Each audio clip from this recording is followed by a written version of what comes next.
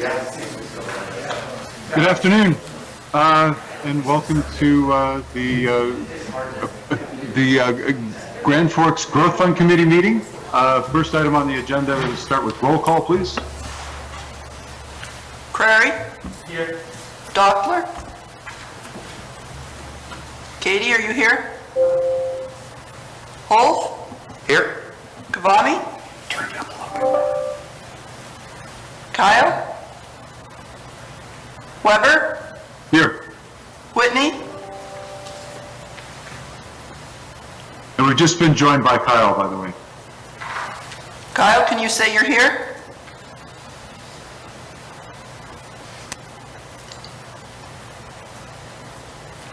Whitney? Meredith, this is Chris Wolf. Can you hear me? Yes, thank you, Chris. Amy? You're unmuted, Kyle, but for some reason we're not hearing you yet. No. All right, very good. We have a quorum. I believe, yes, we have a quorum, right? Yes. And first item of business, the approval of the minutes from the January 25th, 2021 meeting.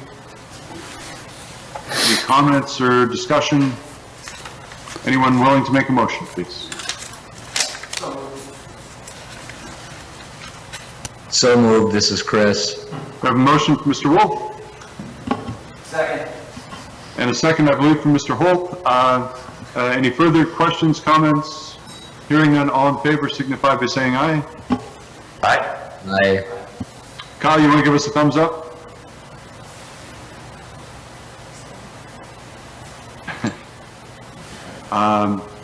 So, Ms. Whitney has now joined us. Can you hear me now? Yeah, we can. Hey. And we have a motion on the floor, and we're voting on the motion to approve the January 25th minutes. Kyle, Amy, willing to vote there? Amy, you're unmuted, but we can't hear you. Kyle, we could hear you a moment ago. Yeah, second. Was there a motion? There's a motion on the floor. We're now voting. Kyle nods yes, and Ms. Whitney does as well. Motion passes. The minutes are approved. Very good.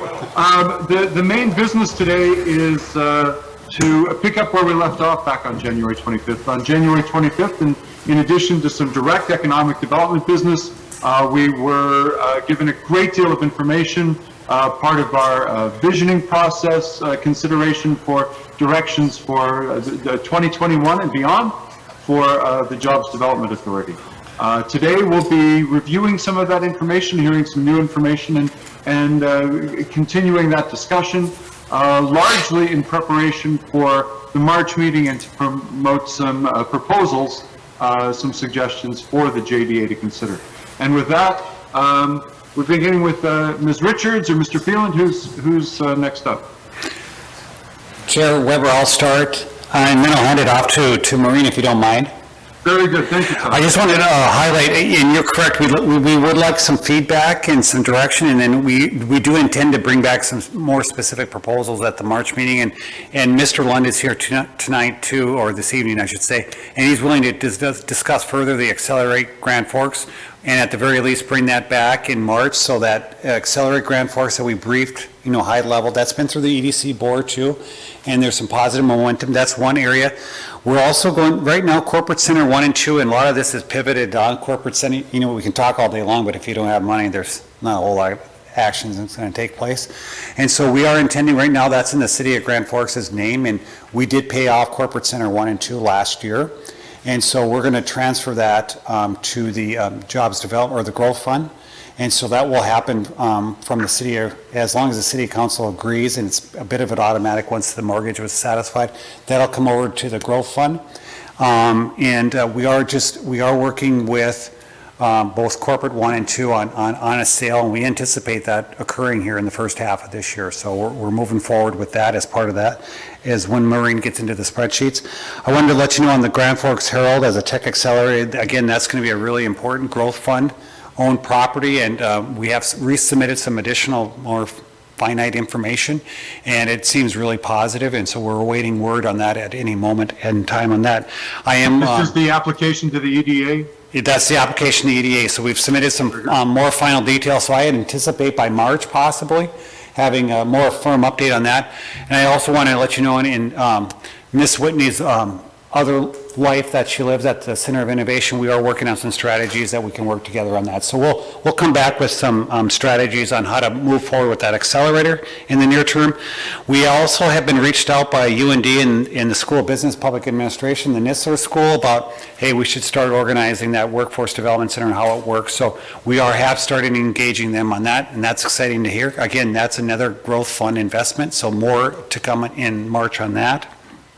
Finally, Mr. Holth, I think we should say thankfully is the chair of the Economic Development Corporation currently, and they're looking to move forward at their next meeting to update the strategic plan. And similar to what I said about the Corporate Center 1 and 2, without funding, the strategy will become a bit moot. And so I think really what we should do is really align ourselves with, as a growth fund committee, with what the Grand Forks EDC is doing, and they're going to be updating that strategic plan, and I think that we need to make sure that we're integrated as a growth fund and as JDA, so that when EDC is bringing priorities back to us, that we're aligned with that. So I think that's another exciting thing we can engage in March. And then finally, I know there's been discussion about JDA staffing. Do we need additional growth fund staffing and some of these priorities? We've kind of held off a little bit. We're working on a lot of different things. I think let's let some of these things move forward in March, and then we'll kind of know where we are working with our partners at the EDC and how we need to staff. So that's kind of our mindset moving in.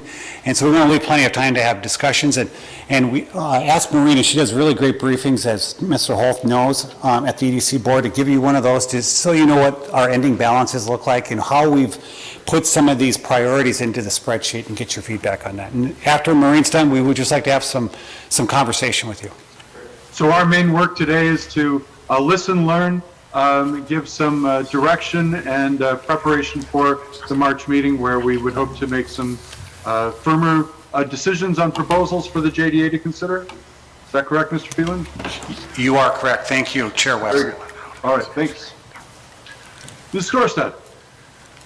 This is Andy Quick. I'm just going to jump on. Marine's going to share her screen here. But just so you guys are able to view it, just please make sure to pin the speaker when her screen pops up. All right, thank you. Todd, Chairman Weber, members of the committee. So as Todd stated, last meeting we had a lot of good information that was shared. Tonight, Todd has shared more with you. What I'd like to do is just start by going through with you where we're sitting today as far as cash balances, what we project under the current sales tax allocation that's currently in place, and projections. We're going to just set the table, I guess, for the discussion going forward on further discussion about portfolios and enhanced loan program. So starting with this first sheet is just basically a summary showing these pots of money that we always refer to with economic development dollars. You have our Fund 2163, which is the city's sales tax economic development fund, and then the JDA, or the Jobs Development Authority, is our Fund 5996. And first of all, I should just make sure, can everybody see my screen? Is it being shared? Okay. I can see it, yes. Can others? I believe everyone can see it, yes. Okay, perfect. Thank you. So this first sheet will just give you a breakdown, one page of how these funds come together. We've made these inclusive of all the cash balances, and then as you're going to see on the next sheets, you're going to see some funds that are already restricted or reserved for other purposes. So that highlighted line there is what net of those restricted funds, what would be available. I'm going to start first of all with our Fund 2163. and this is our Economic Development Fund. So in here currently, we have 18.5% of the 1% general sales tax that's used for economic development purposes, and that flows into this fund.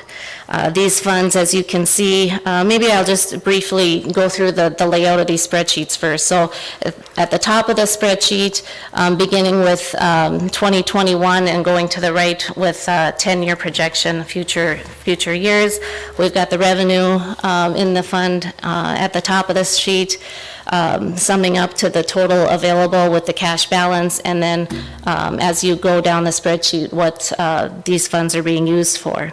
So these funds are primarily used for a variety of purposes, including airbase enhancement, assisting in the funding of the EDC. We fund programs such as special events, arts, human needs, and most recently, we've included an allocation for Safe Kids. We've also included a contingency here for the Alaris Center and their operations, and that's a recent addition to help through our COVID situation, and as well as we have a contingency for strategic initiatives. We would normally in the past have shown a separate allocation for beautification, but we have a sufficient balance here to draw upon, so we don't have an annual allocation projected for beautification, but you're going to see when we get to the bottom, there's a reserve balance set aside for that purpose. So we've used our Economic Development Fund to help pay for getting important land we call shovel-ready for development, and that's, I believe, has worked very well as our footprint of the city has grown. You'll see in this projection, we do have down here where it says Bank of North Dakota BND payments for SIG infrastructure projects. Those are the annual payments for those projects that we are using economic development funds for. Along with that also, there's some special assessments associated that get paid out of this fund. And finally, we have a contingency for infrastructure that is budgeted out of here. What we do look forward to is maybe, as we'll have more discussion, shifting on how to use these dollars and between the strategic infrastructure growth, we've grown our manufacturing, as you've seen with the data that Mr. Schill has shown you in the past, and we want to look at that tech field and grow that as well. At the bottom here, you will see what cash is projected going forward, and then highlighted in gray is what's being restricted for other uses. And then the reserve for beautification and public art, that's where those dollars are. And then finally, your estimated cash available for economic development.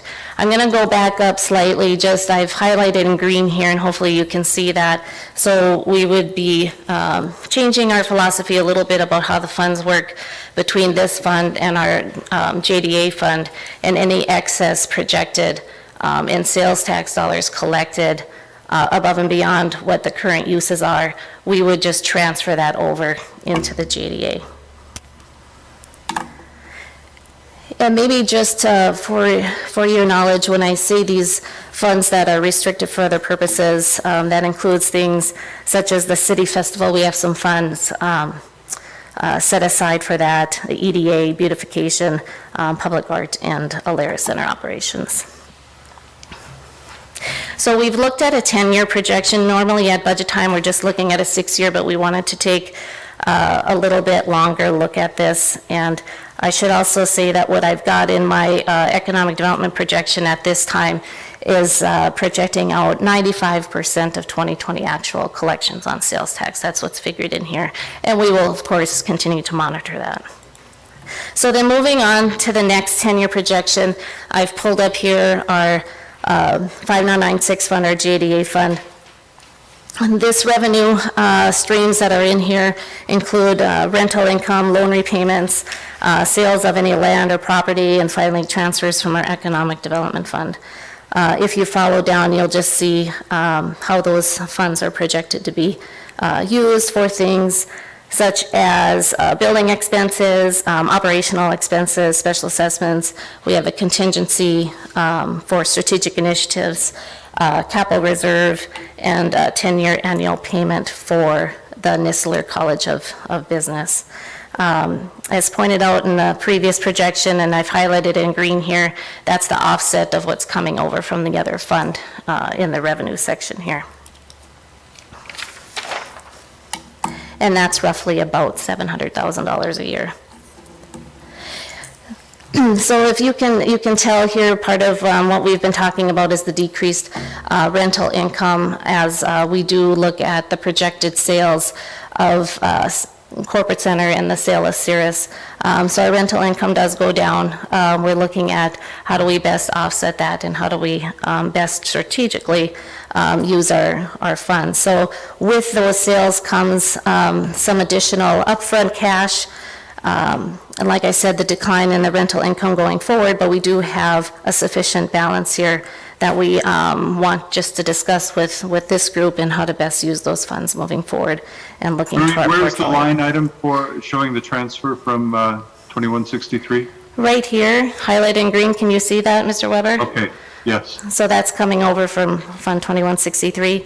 What I will point out with this corporate center, the sale of the corporate center, it does, if you can see my cursor here, have an offset.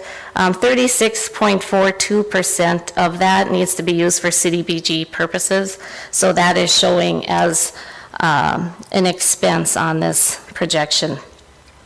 And there's no transfer budgeted for this year because of the anticipated sale, or? Well, it was budgeted, but.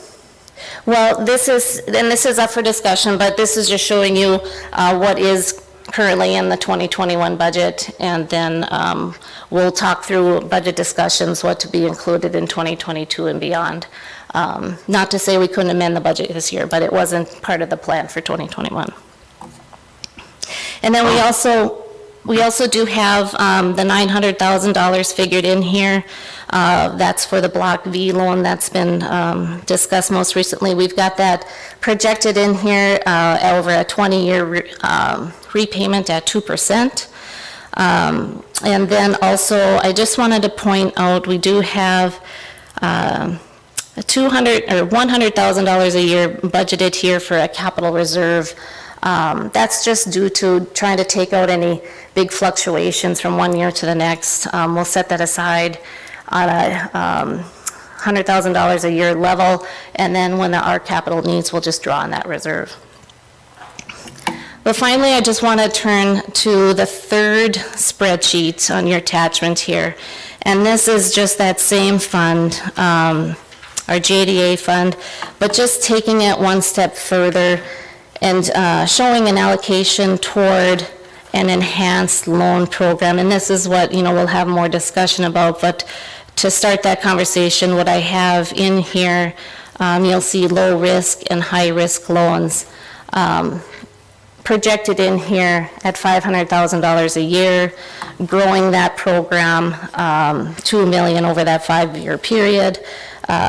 These loan repayments would be figured to come in on your revenue on the top section here, but also just due to the nature of high-risk loans, if you can see my cursor here, we've figured just an allowance there as an offset, just knowing just the nature of those loans be a little bit riskier. So we do have an offset built in there. And for your information, if we do get into the discussion of what should that sales tax allocation be, we used, prior to 2020, economic development received 20.5% of that 1% general sales tax. It now gets allocated 18.5%. If you were to go back to the 20.5 or gradually build to that level to restore those previous percents, you would it would equate to about $250,000 a year additional available for your portfolio. With that, I believe I will open up to questions, or back to Todd if he would like to address any. Yeah, I've got a quick question. So taking it back up, you said it was pre-2020, we were transferring 20.5% of the 1% sales tax. Last year was 18.5. There's a proposal to bump that up and that percentage would be, and the dollar amount again? So this projection keeps it at the same allocation of the 18.5% that currently is. So 2020 was the first year, 2021 is the second year at that allocation. What has been adjusted is a little bit less conservative on our sales tax projections. We know we've been faring pretty well as far as collections. So what we have in here figured is 95% of 2020 actual is what's currently budgeted in here, and we'll continue to monitor that. Very good. Actually, you gave us a figure at the end there saying that if we were to change the allocation, the dollar amount each year would be what? Yeah, roughly 250,000. An additional 250,000? Correct. That would give you an additional, I'm estimating about 250,000 available for programs. Very good. And is there what is the current support from the JDA for the Alaris? I believe that there is some under the cash restricted for other uses. Is that correct? So we have $250,000 as part of your 2021 budget as a contingency, if needed for operations. We had a $250,000 contingency, or we amended throughout the year in 2020, but we have not drawn on that. What we also do, and this will come up in conversation, I believe at City Council meeting tonight, is we have roughly $250,000 that has grown with interest. It was set aside in 2015 called City Festival Funds. Now that wasn't specific to the Alaris Center, but it was more at that time an idea of a city festival between the Ralph Engelstad Arena and the Alaris Center. So that's what's currently included. Very good. And that was just a COVID contingency. Have we ever used any direct JDA funding to support the long-term needs of maintenance? So you, JDA, no, but 2163 or Economic Development Fund, if that's your question, that's where the dollars that I'm talking about are actually, it's not coming from the JDA, it's coming from Right. our Economic Development Fund, 2163. I'd have to look back in the history, nothing recently, but there, well, yes, I should, we did in the past give certain advances for cash flow that had recently been part of the 2020 budget to take care of that balance. Other than that, I guess I'm not aware of, unless I look in the history on any funds given. Very good, thanks. I'm probably getting ahead of the conversation here. I was just wondering, we've used economic development funds for strategic infrastructure. It seems like the Alaris is its own kind of strategic infrastructure for us, but that's perhaps a later discussion. Questions from committee members for Ms. Storstad?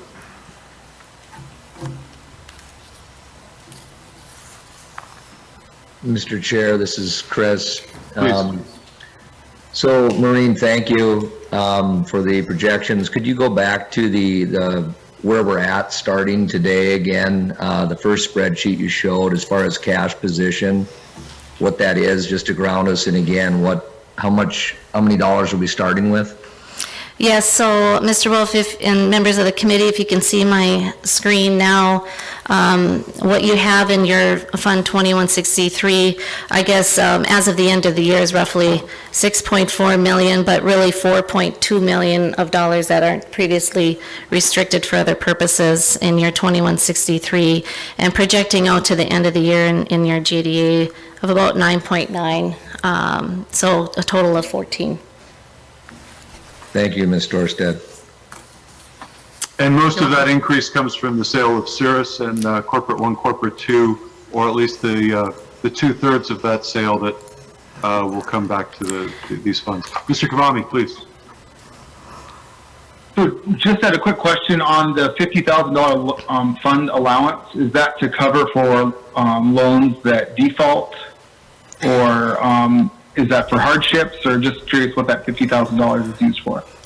It's, Mr. Kavami, members of the committee, so that is just figured based on the balance of what's projected in here for the high risk loans, we've got a 20% figure just as a default rate. You always want to budget an allowance for doubtful accounts, and that's what we're projecting in there. And Maureen, is it possible for this, this document to be mailed out to committee members and to the JDA members? Yes, and I apologize for the lateness, but that email did go out within the last hour, so you should have that. Very good. Any other questions from committee members? Yeah, I got a quick question. Please. Chair Weber and Maureen, quick question. I know there's a pretty big assumption that Corporate Center 1 and 2 are selling.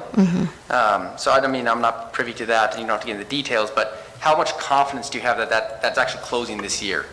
Because I mean, those are some big numbers that we'd be Correct. potentially using, so obviously we can't commit any of that until that actually does close. I just know what the Correct. confidence level that you have that is going to happen this year. Yeah. Mr. Curry, members of the committee, I'm going to let Todd maybe speak to some of that, but just so you know, we also have projections if the sale does not happen, and then your rental income, offset. So, we wouldn't run out of money, is what I'm saying, but yes, I think we're fairly confident of that sale, and I'm going to let Mr. Phelan speak to that more. And Chair Weber and Mr. Curry, we are confident it's going to get sold this year, but again, let's not go too far too fast until that happens. So we are pushing that sale. We are trying to get it done before the first half of this year, and so we are actively going to work a solution. And if things don't quite turn out, at least we have programs in place. So I would caution going too fast without that being completed. Yes. And I think we have time to work through the budget process, and as we know, as more information comes in, this is more for projection purposes and start the conversation. So.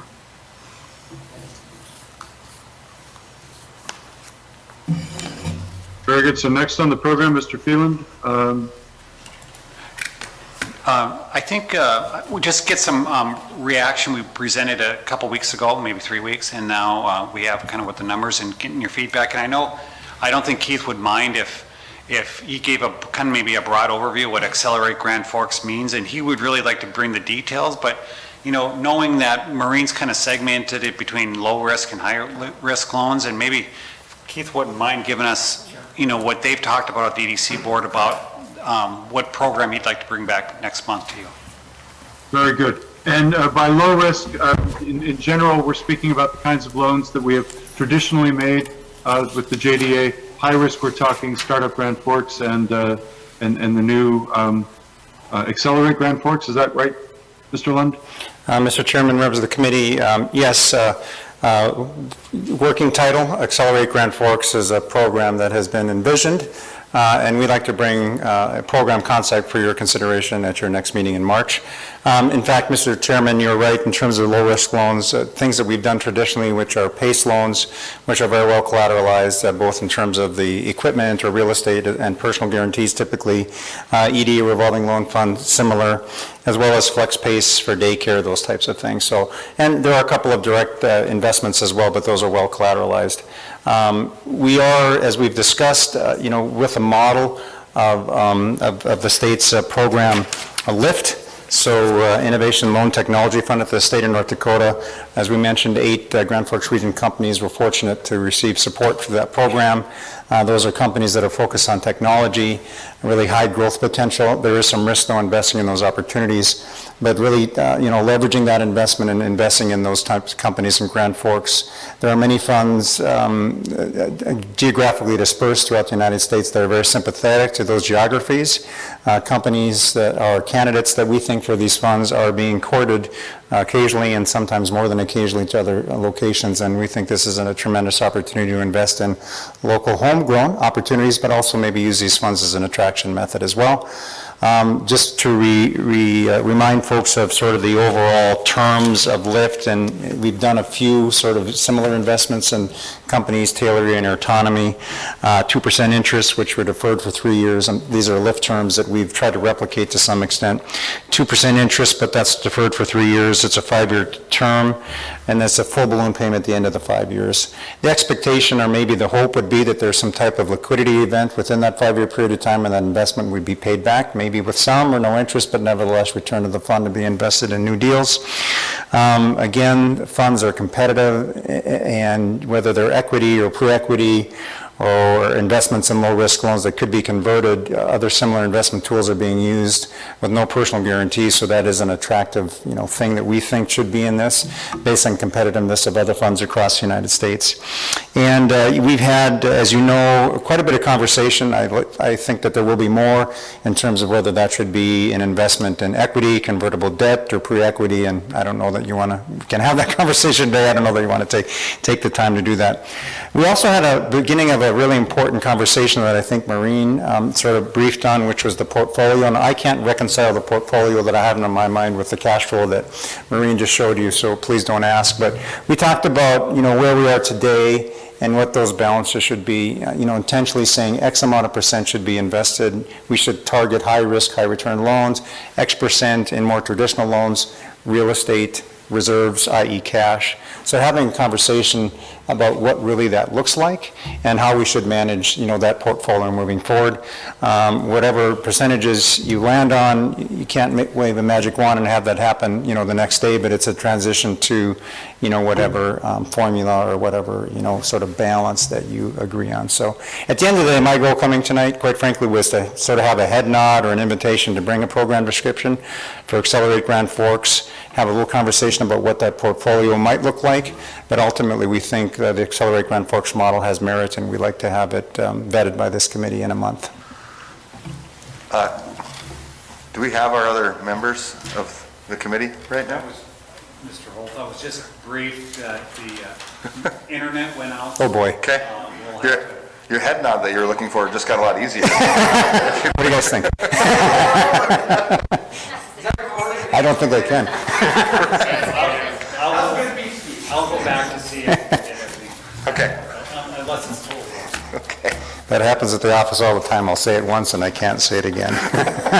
Okay. It was a good practice run. Sounded great. Absolutely.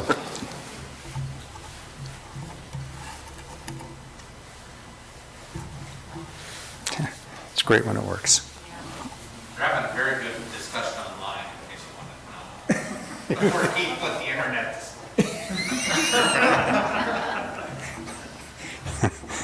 With friends like Ryan.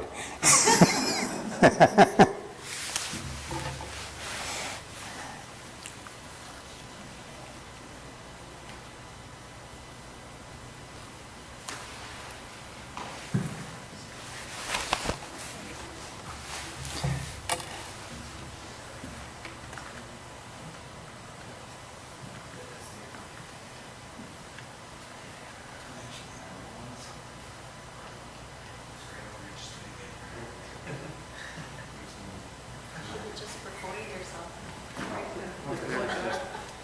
Okay, here, this is what I said. Yeah, just replay the video. Exactly. Yeah.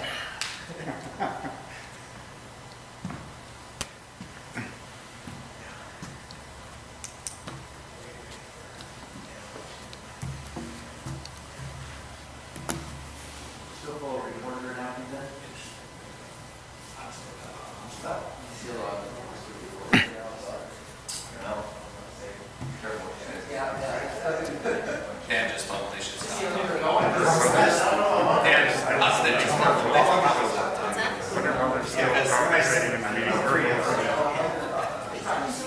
Well, I didn't think. Because I was listening, I didn't have the headset in, I'm not sure what they, how much they're okay, we're on.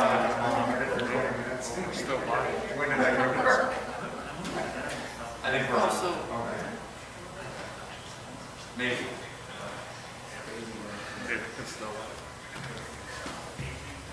I can hear myself saying that. Pardon me? A dribbler down the first baseline.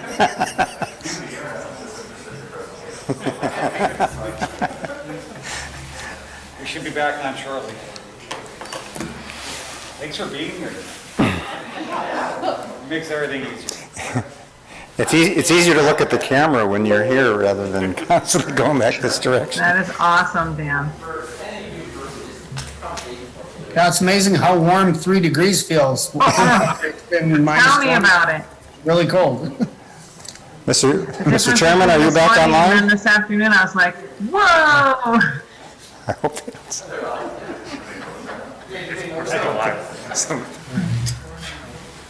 People will probably wear shorts by Monday because it'll be what, 40 degrees, 30 degrees after being below zero for 2 weeks. Who's to say I'm not already wearing shorts? No, I shouldn't actually assume. Not assume. All right, it looks like we're back on. We suspended our conversation. We started having a short conversation, suspended it when we realized there would be quorum issues.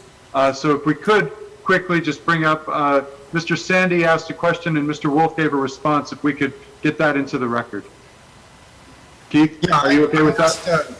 Yeah, thank you, Brett. I specifically asked that if we were going to have so many funds in our account balance, why we would need to reallocate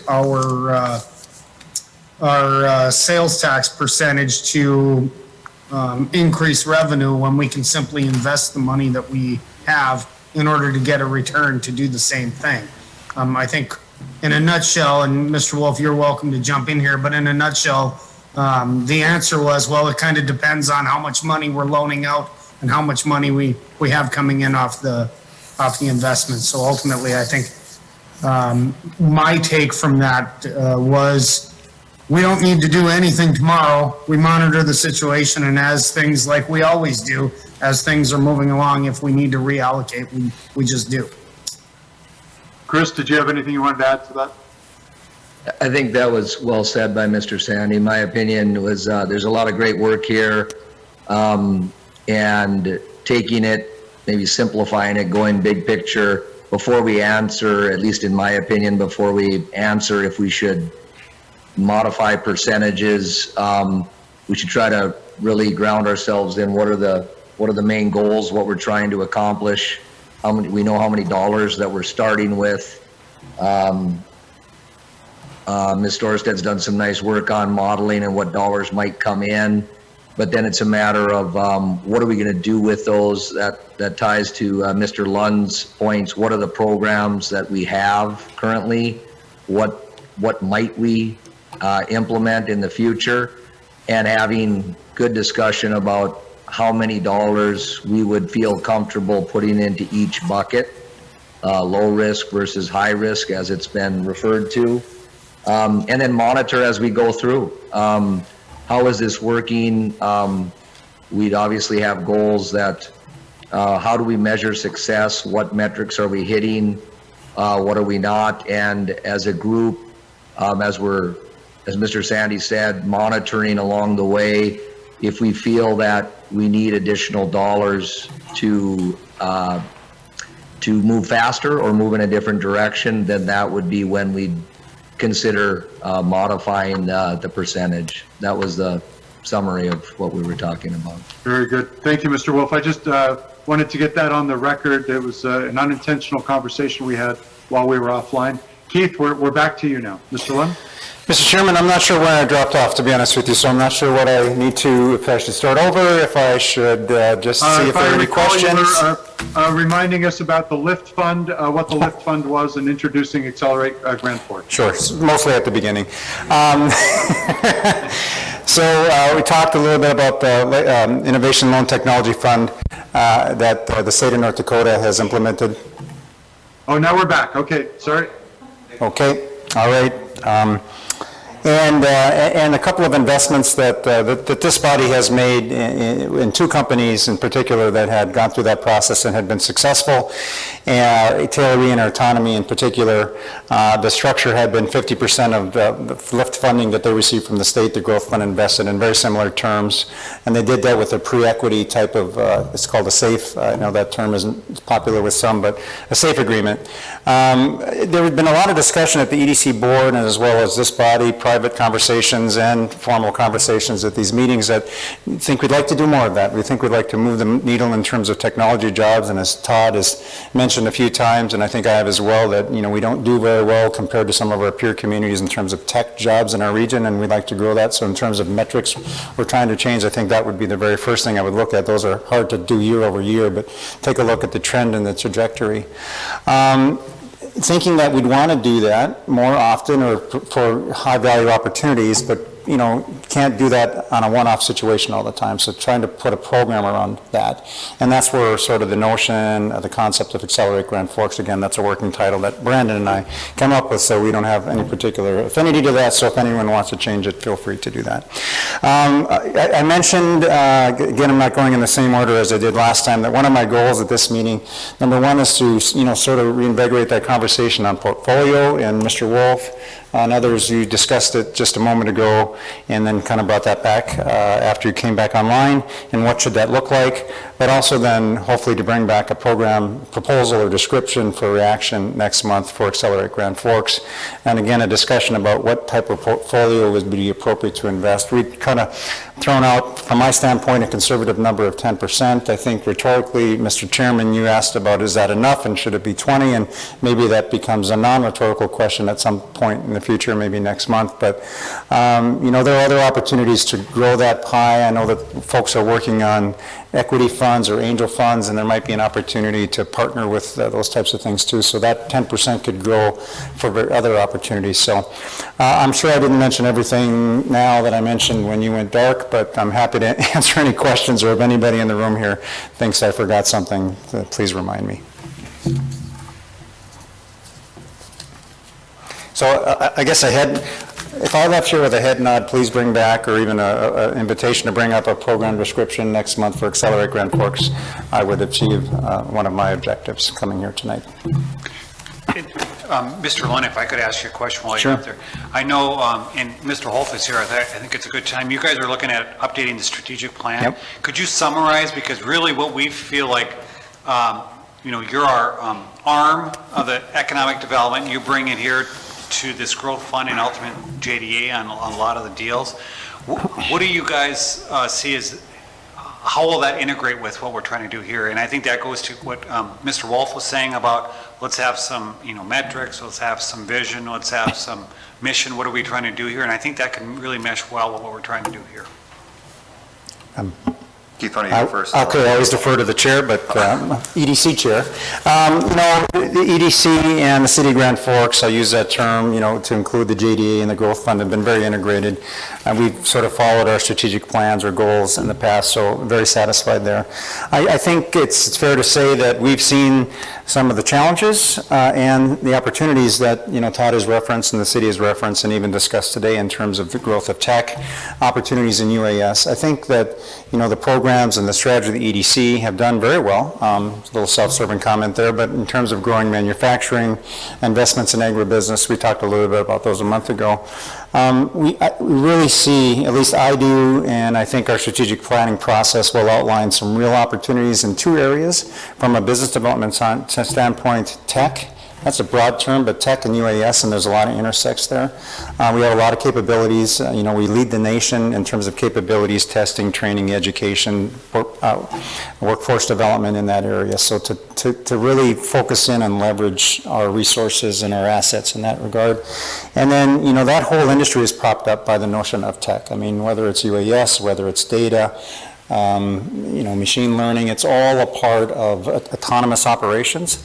UND is investing significantly in hiring some key staff around that, and I really think that there are significant opportunities, and I think our planning process will identify those, and we'll put, I guess I'll say, more meat around that bone in terms of how we approach those opportunities.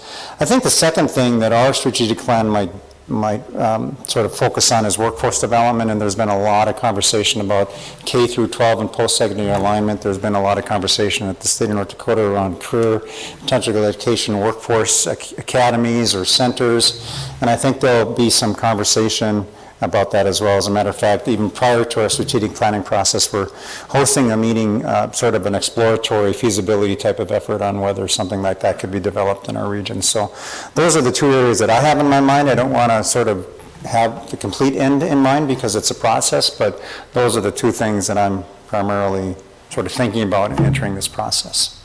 Very good. Thank you, Mr. Lund. Mr. Holt, Mr. Crary, the members of the committee who are joining online all gave a positive indication for what Mr. Lund was proposing. How are the two of you on this matter? Yeah, thank you, Mr. Chair. And I would just piggyback a little bit off of what Mr. Lund just said regarding the strategic plan.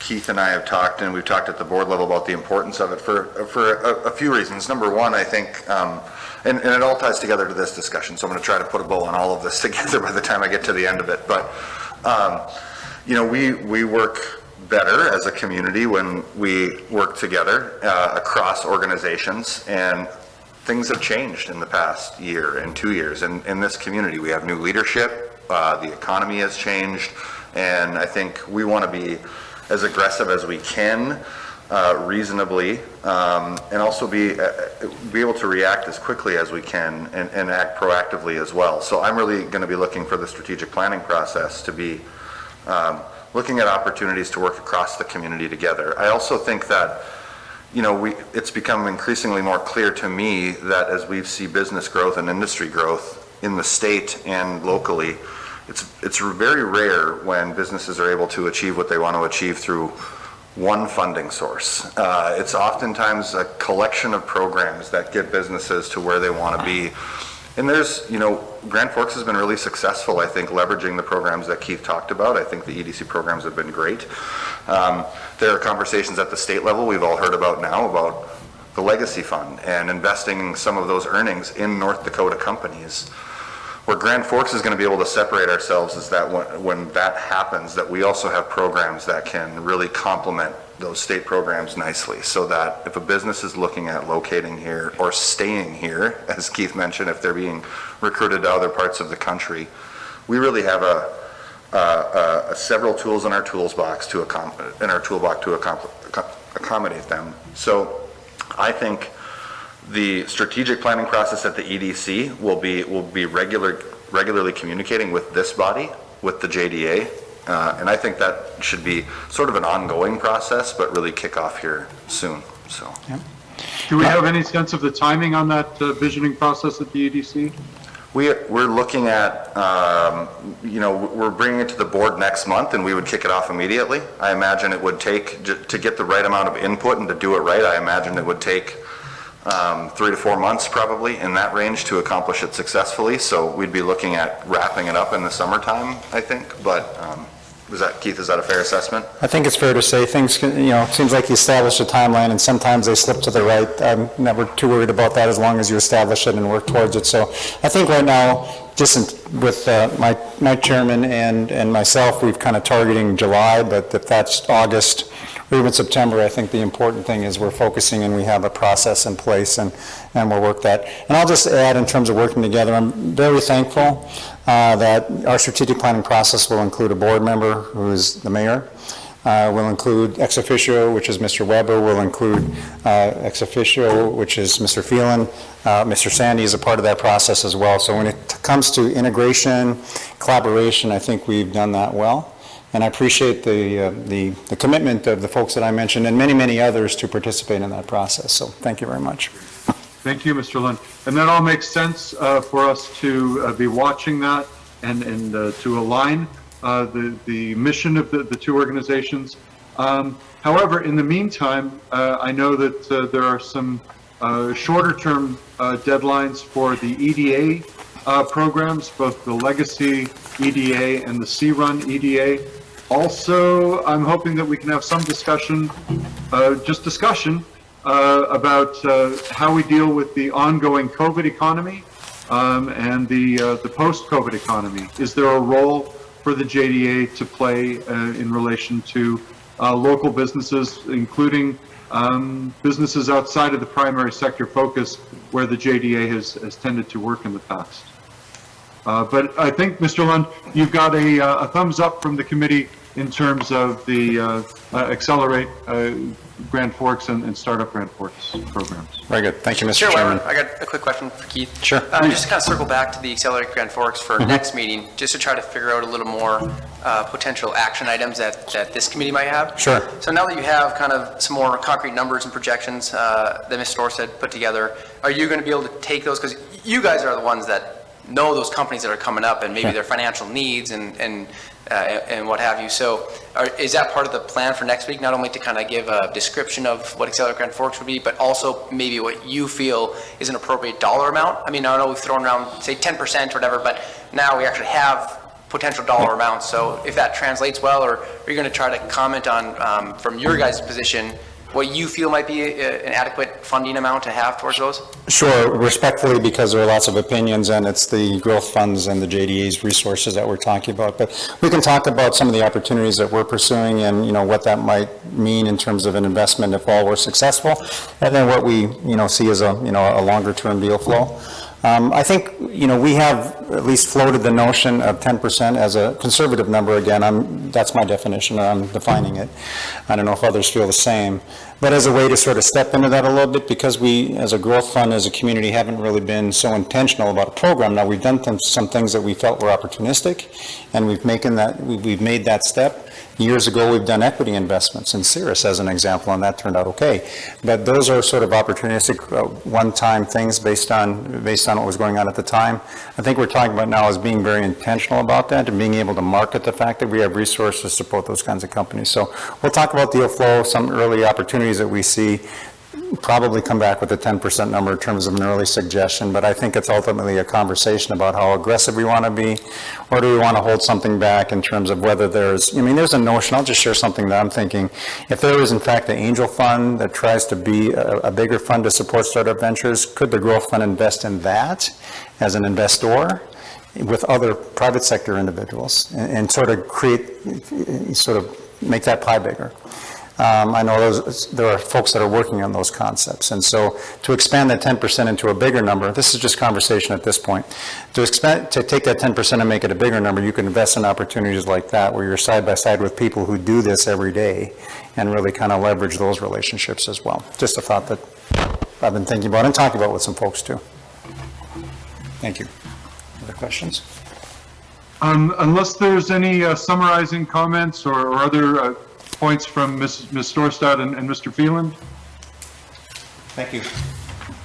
We're all good here. Very good, then. Perhaps Ms. Richards, this is a good time to engage a discussion about the EDA funds.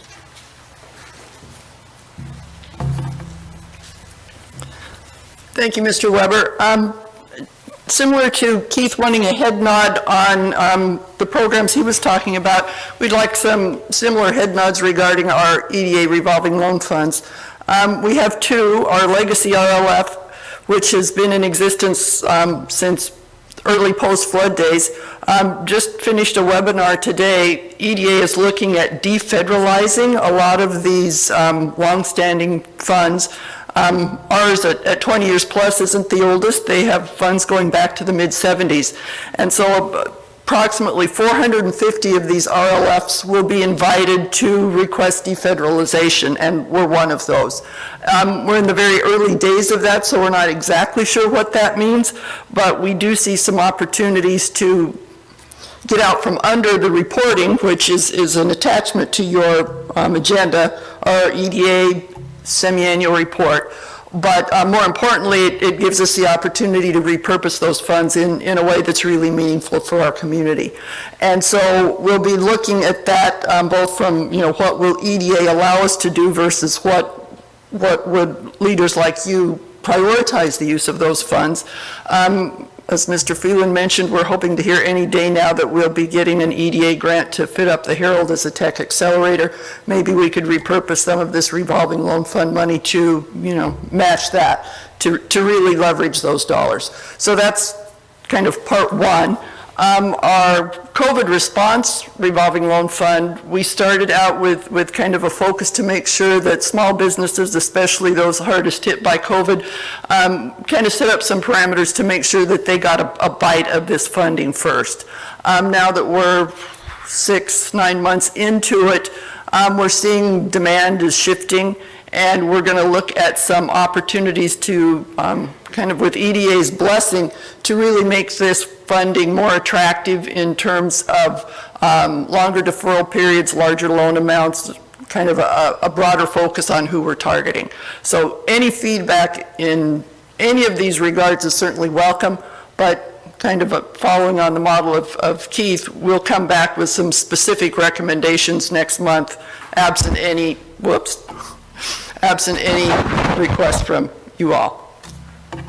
So And certainly stand for defederalizing, questions. that's an evolving concept, but at this point it means loosening some of the federal restrictions, not all. Is that kind of where we're at on defederalizing? Is that what it means? Correct. I've been on one webinar and one conversation. They're making it sound really easy, so I'm a little skeptical that you know, the other shoe might drop. But it does look very, very likely that we will be kind of the, you know, masters of our fate with this funding here in the next 6 months. But we do have to request it, and we have to tell EDA what we're going to do with the funding, and that has to, you know, somehow meet kind of their overall economic development goals and purposes. So we can't, you know, build a school with it, but we could certainly invest in a tech accelerator with it. And for my own clarification, there's basically 3 EDAs we're talking about here. There's the EDA Legacy Fund that we've had since the flood, the EDA C-Run, the COVID. These had very few strings attached to them, but we've had a difficult time getting applications for that fund. And then there's the EDA application for the Herald fit-up. And then you suggested that we might even, with this defederalizing, be able to use some of those legacy EDA funds to further leverage the EDA loan for the Herald fit-up? Well, that's a thought that has come to me in the last 2 hours, so I haven't been able to really run that past anybody at EDA, but I'm hopeful. It sounded like a new idea. Yes. Yes. Very good. So what are you asking for us, from us today in terms of these 3 EDAs? The loan application for the Herald building, there's really nothing for us to say about that. But the other 2, what kind of feedback would you like? Any feedback from members of the business community on what you're seeing in terms of the needs either in the sector you represent or your clients that would make these loan products more attractive? We do have the ability to offer waivers through May on some of the standard requirements of our legacy RLF. We can reduce the interest rate below the normal threshold. We don't have to require the bank turn down or the leveraging requirements that we normally have. So that's a very short-term opportunity. However, knowing that we're likely going to defederalize these funds, probably the bigger emphasis is on how do we use our new COVID RLF to really meet the needs of the business community. Very good. If I could editorialize for a moment, one of the things I really like about the tone of today's conversation is it's very forward-looking. We're looking at assertive ways to use our economic development tools to further grow our economy. But I also mentioned a moment ago the ongoing COVID economy and our post-COVID economy, and it's probably under these EDA programs where that would be the best fit. With our expanded Growth Fund Committee, we have further expertise, banking, entrepreneurial, commercial development. So very interested for a conversation now of the committee members about what you might see as good use for these revolving loan funds. And then once I think Meredith hears those ideas, she would have a better idea of what to bring back to us next month. Does that make sense, Meredith? Absolutely. EDA has recognized that there was the crisis of being in a pandemic, and then there's the ability to grow out of a pandemic and for businesses to become resilient. So whatever comes next, and let's hope we don't have another pandemic too soon, but in any case, use some of these revolve funds to strengthen the businesses that needed help because of COVID, but could use this money to make them stronger at the end of the pandemic than they were at the beginning. So with that, I'd like to stop talking and listen. Good. They're giving us the opportunity to put our local knowledge, expertise, nimbleness to work here. So now that's our responsibility, is to do exactly that, right? Correct. Yeah. Committee members, what are you hearing out there in the community about our current economy, the ongoing COVID economy, and what we can anticipate over the next 1, 2, 5, 10 years?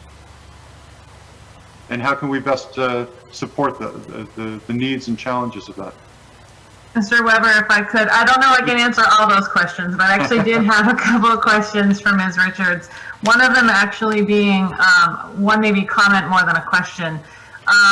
Ms. Richards, when you're talking to the EDA about the defederalization, one question I think in regards with your latest thought on can you use it to match that federal grant for the Herald Building fit up, one question would be, with the defederalization, are those dollars now still considered, would they be considered local dollars, or are they still considered federal dollars? Because with the construction loan, we can only match with local dollars. So I guess one question that we would want to answer as part of the defederalization would be, are those now considered local dollars, or are they still just considered federal dollars even though the reporting requirements go away? So that would be one question. That's a question that we'll have to ask our EDA rep, and my sense is that we won't get an immediate answer. The defederalization is only partial. We have been warned that the Davis-Bacon requirements will still follow these funds, so it's not entirely laundered. But we are going to be able to lose those reporting requirements at the very least and kind of repurpose them if we want. We can certainly leave it as is. There's no requirement to do this, and there's certainly no deadline for doing this, but they're kind of opening the door, and so I think we need to start walking through it. I would agree, if we can walk through it, we should. It's just if we're thinking about uses, once the defederalization happens, that would be one question we would want to consider. I think to the question of COVID, pre-COVID economy, I think to your point, Mr. Weber, one thing that we should think about, obviously I haven't talked to all business owners in Grand Forks, but from some of the startups that we've been talking to and hearing from, challenges around workforce, challenges around how do I, from a startup perspective, how do I make sure that I can pay my employees? Not totally understanding what the challenges are related to why the COVID revolving loan fund is having some challenges. I think understanding, it might be worth understanding why we're having trouble with getting more people to take advantage of that current set of funds. And I'm not exactly sure how we do that, but that would be something worth investigating before we completely think about how would we better serve the economy. I think also, there's a lot of need up the Main Street business. In addition, I know we keep talking about the tech sector and these high growth businesses, but even thinking about what are we doing for the Main Street and how are we making that easier for them. I know one of the big challenges is that they feel like a lot of these businesses are carrying heavy debt loads. And that is a huge concern for them, can a small portion of these not be debt, right? And that we do some small infusions that aren't always pay it back as a loan. There's a real concern about that debt equity balance on the balance sheets for a lot of these businesses that I'm hearing. We've heard the same thing, especially with grant programs being out there. A loan is never going to be as attractive as a grant, but I know.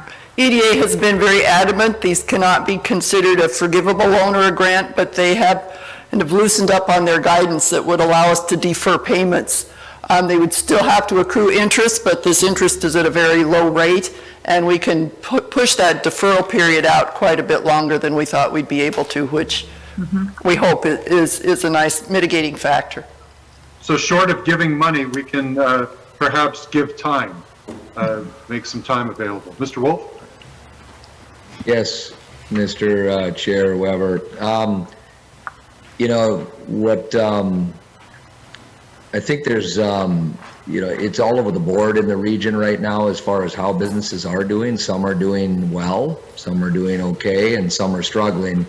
And so maybe an observation would be, that there still are federal programs that businesses are navigating through for another round of paycheck protection. There's different things through the state of North Dakota.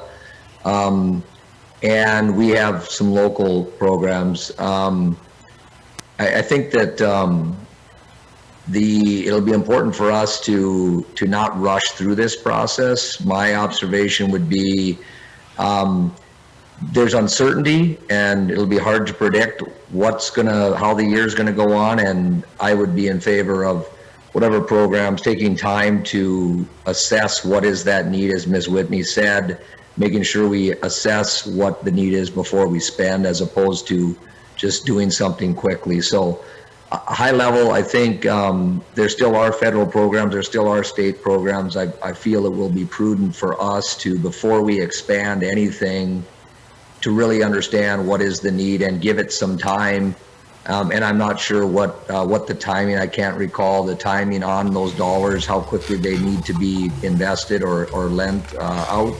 But I think we should take some time to make sure that we're truly understanding what are the needs, and then how do we want to use those dollars best as a community. I would agree. I would agree with that. And a couple of things that I would add. You all have heard me say this before.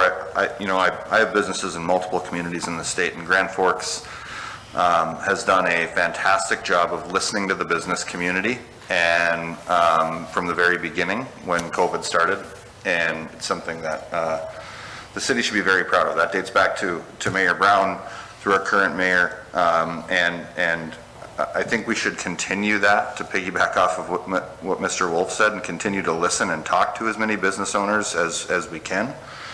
The other thing too that I would just note is, Mr. Wolf mentioned all the, the federal and state programs that are out there, and there have been a number of them, and there may be more coming. I think it's notable too that all of those programs have eligibility requirements, and for one reason or another, many businesses haven't been eligible for all of those programs, whether it's the size of their business. If you look at the PPP, some businesses were started in the fourth quarter of 2019, and you needed to have 2019 financials to support being eligible for that. So there are a number of businesses that haven't been eligible. So I think one of the things we should do is look at the eligibility requirements for some of those programs, for all those programs, and look at if there are ways that we can fill gaps for businesses that weren't eligible for some of those. To Mr. Wolf's point, there are some businesses that are doing okay and some that are struggling, and I think one of the reasons why is they haven't had access to all those programs. So I think we should look at that and try to fill gaps and get creative if we can with that as well, because we have those businesses right here in our backyard. I agree that we don't know what the federal government is going to be doing, what this new administration is going to be doing. It seems clear that there will be some additional programs coming down the pike. And so I appreciate the caution to be prudent and to move forward carefully. But one strength, weakness that I like to think I share with our mayor is a degree of impatience. And I fear that there are businesses who are hurting right now, who may need that help sooner rather than later. So we need to get the information before jumping into any programs. And I'm hoping that committee members, as well as city staff and Mr. Lund at the EDC, Mr. Brombach, that we can be out there listening and trying to bring that information back to the committee. So that if there are more immediate needs, we can be and there's a potential role for the city, we can consider that role. Mr. Gavami, did you have your hand up, or were you just changing a light bulb there? I was adjusting my light. Yeah, you caught me.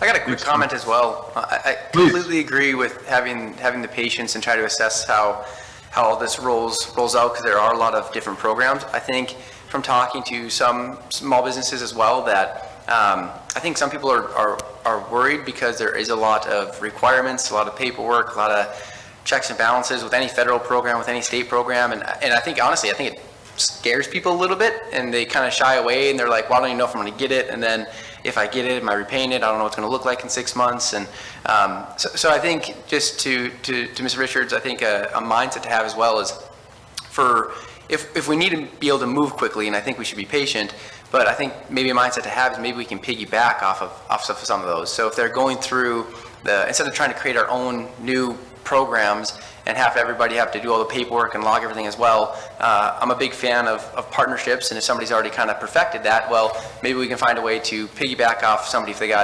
if they're utilizing X program. Well, maybe we can kind of cost share in on that as well and give them just additional capital, just so they don't have to go through the whole process again of all the paperwork and all the to streamline it a little more. Again, I think that to Mr. Wolf's point, I think we should be patient and see how it all pans out. But there are circumstances where there's people that need it now, and maybe instead of trying to flush out a whole new, a whole new program, maybe it's something we can do to try to piggyback and leverage existing programs and say, hey, we can, if you got qualified for that, we'll match up to X amount or whatever too. So, some 2 cents. And we have an SBA that's out trying to provide some of these services, but the context is so new that they don't always have full awareness or access. Is there a role for us to play in terms of financing support for those kinds of services? Do those services exist? Do they need to be created? What do you all know about that? If I'm running a small business and I'm daunted by the federal programs, is there someone I can go to in the community to help me complete the paperwork, understand the programs? Well, we have partnered with our COVID RLF with the Small Business Development Center, and it is truly a partnership that has been kind of as intended. It made our process better, but it's very helpful for the businesses to get that expertise in, putting together the both the requirements, because this is a federally funded program, so they're somewhat daunting, but also just to kind of help them get their arms around the impact. Colin is really the one who should be speaking to this, because he's working with the staff at SBDC on a daily basis, but I'm going to bring him up here for 5 minutes because I just looked at the clock and we're going to get kicked off here soon, but he can give you some great closing remarks on the wonderful partner that we have in the SBDC. That'd be great, because I know Mr. Bonbach from Startup Grand Forks, it doesn't have to be a successful loan application for the applicant to benefit from the process, right? And I'm guessing, Colin, you're going to tell us something similar. Go ahead. Thanks. Yeah, so as Meredith mentioned, we do work closely with the Small Business Development Center in preparing their applications, but I also work closely with the Small Business Development Center, so they know each and every part of the application. They know exactly what we're asking for, and then another member of the SBDC actually sits in and helps review those applications. So we have the people who are working with the applicants are there providing the input of, this is kind of what they were trying to say and maybe didn't come across clearly, so they're really helping bridge the gap between what the applicant's trying to say and what we're getting. I do know the Small Business Development Center has helped with applications for like the HERG, HERG Plus, different grant programs through the state. So if it's a program through the Bank of, or through the Department of Commerce, the Small Business Development Centers have been there to provide that support. I can't really speak to Startup Grand Forks, but I do believe they have to, the requirement is that they have to visit with the Small Business Development Center as a part of applying for the program. So that's what I've got for the SBDC. And Colin, is that mainly people who have come seeking information, or is there some outreach to businesses? There's certainly outreach, and we rely a lot on our partners, such as the Small Business Development Center, in providing that information when they visit with their clients or people who are interested in maybe getting a better grip on their finances with their business, or better understanding how their business operates, especially if they're experiencing some cash flow issues. So we really rely on them, and a lot of the feedback that we've heard from through the SBDC from their clients and from prospective applicants who have either reached out directly to me or reached out through the SBDC is that really a lot of the competition is coming from grant programs to the Department of Commerce, multiple rounds of grant programs, as well as the potential of a second round of PPP, and now with talk of potentially more federal stimulus funding, the potential for more programs. So if they're at a point where they're just getting by and maybe they're relying on some of that grant funding right now, they're not in a big rush to really take that on. And the other feedback we've heard too is that some of larger businesses, there's a cap on HERG funding, which is $25,000 per location, max of $75,000 for a business. That cap can really hurt some larger businesses, we're finding out. So a lot of the smaller businesses, that makes a much larger impact than if you're a business that employs 10, 15, 20 people. So that's the other feedback we've heard, is it's really impactful for those small businesses. There may be some need for some of the larger small businesses in our community. Very good. I know that the city would like us to move on, so that there's a little bit of a gap between now and the council meeting. I've got a little housekeeping to do quickly. On the agenda, there is the EDA RLF semi-annual report. We don't need a vote on that, but we will receive and file that. If there are questions today or at the March meeting, please bring those comments forward to the March meeting. With that in mind, any closing comments from committee members, final thoughts? Meredith, did you get what you needed from the committee for today? Yes, thank you. Very good. Mr. Phelan, Ms. Dorstad, Ms. Richards, anyone else? Mr. Lund, anything further? Nothing from me, thank you. With that, I'll be looking for a motion to adjourn. So moved. Got a motion? Meeting's adjourned. Very good. Thanks, Nell. See you next month, everyone. And for those sticking around for the next meeting, is it the same Zoom room? Can I just stay here? Yes. Yes. Yes. Very good. All right, thanks.